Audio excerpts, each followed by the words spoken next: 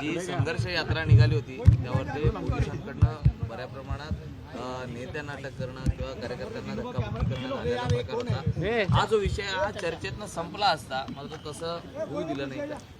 हे सरकार तानाशाही प्रवृत्तीचं विचाराचं आहे, हे काही लपलेलं नाही आहे आणि ही तानाशाह प्रवृत्ती वारंवार आपल्याला स्पष्ट होते आहे। आपण महाराष्ट्रामध्ये एक गोष्ट पाहिली, आता विधानसभेत चर्चा सुरू झालेली आहे। मराठा ओबीसी आरक्षणाच्या बाबतचा जो वाद या सरकारने जो रस्त्यावर लढवला आणि सरकारच्या या वैचारिक जो त्यांचा जो शाहू फुले आंबेडकर विचाराला संपुष्टात आणण्याचं जे पाप यांचं जे आहे ते पाप या ठिकाणी स्पष्ट होते आहे। आपण पाहिलं असेल की आज मराठा आणि ओबीसी समाजामध्ये जो संघर्ष निर्माण करण्यामध्ये सरकारचा मोठं योगदान आहे।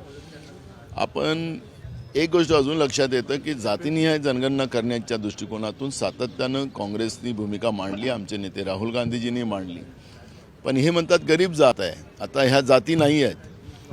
पण संविधानिक व्यवस्थेला हे न मानणारं भाजप आहे, त्याच्यामुळे हे सगळे प्रश्न निर्माण झाले।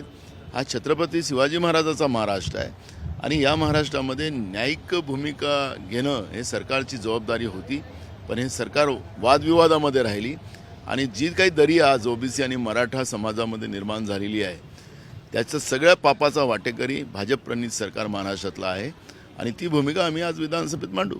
लोकसभा निवडणुका तोंडावर आहेत आणि अशातच जे शिवसेनेचे खासदार आहेत ते आता असं म्हणजे म्हणू लागलेले आहेत, प्रभाव त्यांचा जास्त कमळावरती आहे आणि कमळाच्या चिन्हावर जर लढलो तर निवडून येऊ शकतो असं देखील तो त्यांच्या पक्षाचा इश्यू आहे, त्याच्याबद्दल आम्हाला चर्चा करायचं आहे। सर, अजित पवार यांनी काल एक वक्तव्य केलेलं आहे लक्षवेधीला उत्तर देताना, प्रश्नोत्तराला उत्तर देताना विधान परिषदेमध्ये की पीएचडी विद्यार्थी जे करतायत त्यांना सारथीमार्फत पूर्ण अनुदान देण्याची मागणी होती, त्यावरती पीएचडी करून ते काय दिवे लावतात असं त्यांचं वक्तव्य होतं। या सरकारचा माज जो आहे, हा माज जो आहे या सरकारचा तो त्याच्यातून स्पष्ट होतो आहे। पीएचडी शिक्षणाचा अधिकार हा आमचा आहे आणि हा शाहू फुले आंबेडकरांचा महाराष्ट्र आहे। ज्या महाराष्ट्राने शिक्षणाचा पाया रोवला, ज्या आमच्या आदर्शाने त्याचा पाया रोवला, तो देशामध्ये गेला आणि म्हणून देशामध्ये आमच्या महिला प्रधानमंत्री होऊ शकल्यात, राष्ट्रपती होऊ शकल्यात, आज मोठ्या मोठ्या पदावर आहेत। त्याचं सगळं मूळ जे आहे ते महाराष्ट्र आहे आणि त्या महाराष्ट्रातला एक जबाबदार मंत्री, राज्याचे उपमुख्यमंत्री अजित पवार हे ज्या पद्धतीने त्यांनी काल वक्तव्य केलं की पीएचडी केल्याने काय दिवे लावणार, तर त्याचा अर्थच असा आहे की हे शैक्षणिक व्यवस्थेच्या विरोधात हे भाजप प्रणित सरकार आहे, हे त्याच्यातून स्पष्ट होते। केंद्रीय निवडणूक आयुक्त जे आहेत काल शिंदे गट आणि उद्धव ठाकरेंची आमदारांची अपात्रतेची सुनावणी चालू आहे। काल सुनावणी दरम्यान शिंदे गटाचे जे आमदार आहेत भरत गोगावले त्यांना प्रश्न करण्यात आला होता की तुम्ही सुरतला का गेलेत, तर त्यावेळेस उत्तर देताना ते बोलले की छत्रपती शिवाजी महाराज सुद्धा सुरतला गेले होते आणि म्हणून मी गेलो। तर हे कसं बघताय, कसं बघताय? छत्रपती शिवाजी महाराजांच्या नावाने हे लोक सत्तेत येतात, त्यांचं नाव घेऊन त्यांच्या घोषणा करून हे सत्तेत येतात, पण मग सत्तेत आल्यानंतर छत्रपती शिवाजी महाराजांचा पदोपदी अपमान कसा करायचा हे त्याला विसरत नाही। छत्रपती शिवाजी महाराज गुजरातमध्ये म्हणजे सुरतेमध्ये देण्यासाठी नव्हते गेलेत, त्या तिथं अत्याचारी व्यवस्था जी होती त्या अत्याचारी व्यवस्थेला सबक देऊन त्यांनी आमच्या लोकांचा जो खजाना लुटलेला होता तो खजाना आणायसाठी गेलेले होते। तो इतिहास त्यांना माहिती नसेल म्हणून त्यांना सांगितलं पाहिजे, पण तुम्ही गुजरातच्या गुलामगिरीमध्ये गेलेला होतात आणि गुजरातच्या गुलामीमध्ये तुम्ही त्या हॉटेलमध्ये तुम्हाला कसं कस्टडीमध्ये ठेवलेलं होतं आणि कसं तुम्हाला वागवलं गेलं होतं। एकनाथ शिंदे साहेबांचा त्या काळातला एक फोटो सुरतमधलाच आहे, तो कसा हालत होता तो।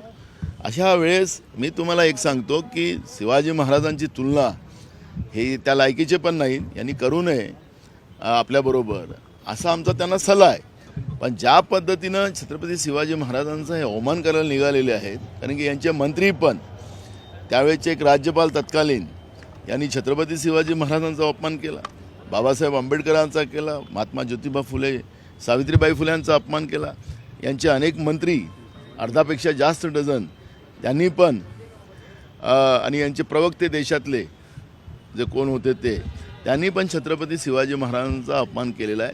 त्यामुळे या सरकारमध्ये आमच्या महापुरुषांचा, आमच्या दैवतांचा अपमान करण्याचाच सातत्यानं सपाटा लावलेला आहे आणि त्याचंच हे वक्तव्य आहे. सर काल राज्यसभेमध्ये 5 लाख हेक्टरपेक्षा जास्त जागा जमीन अफेक्ट झाली असं दिसते सगळ्यामुळे अजून पूर्ण मदत जाहीर होत नाहीये की कुठे गोष्टी अडचण असं दिसते. किती शेतकऱ्यांच्या आत्महत्या या सरकारला पाहिजे हा सवाल काँग्रेसच्या वतीनं आम्ही विचारतो आहे. कारण की आम्ही सांगतोय की पहिल्या दिवशीपासून सरकारने तातडीनं जाहीर केलं पाहिजे काय मदत देता आणि त्यांच्या खात्यात टाका. तुम्ही पावसाळी अधिवेशनात ही घोषणा केली आणि त्या घोषणेचे पैसेसुद्धा अजूनपर्यंत मिळाले नाहीत. रोज एव्हरेजमध्ये 14 शेतकरी आत्महत्या करतात आहे. त्यांना किती शेतकऱ्यांच्या आत्महत्या पाहिजेत? हे शेतकऱ्यांना आत्महत्या करायला प्रेरित करणारे हे सरकार आहे. यांनी द्यायचं आहे की नाही द्यायचं आम्ही परवा पण विधानसभेत बोललो की तुम्ही एकदा सांगून द्या आम्हाला नाही द्यायचं आहे, या आमची जबाबदारी नाही. तर शेतकरी स्वतःच्या याच्यानं कसं उभं व्हायचं शेतकरी ठरवेल ना. पण एकीकडे घोषणा करायच्या, त्यांच्या जखमेवर मीठ सोडायचं आणि घोषणाच्याच पाऊस पाडायचा. परवा चर्चा संपली, मुख्यमंत्र्यांनी कालच त्याचा रिप्लाय करायला पाहिजे. आम्ही शुक्रवारी रिप्लाय करू. अजून पंचनामे आले नाहीत. मागच्या अवकाळी पावसाचे पंचनामे आलेत, मग त्याच्यानंतर पावसाळी फसलीचे नुकसान झालेत. तुम्हाला पंचनामेच करत आहे हे सरकार सातत्यानं.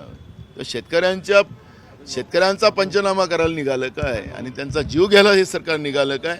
या पद्धतीचं भावना आता महाराष्ट्रातल्या शेतकऱ्यांच्या आहेत, आमच्या आहेत. सर काल केंद्रीय निवडणूक आयुक्तांच्या निवडीसंदर्भात एक विधेयक राज्यसभेत मंजूर झालेलं आहे.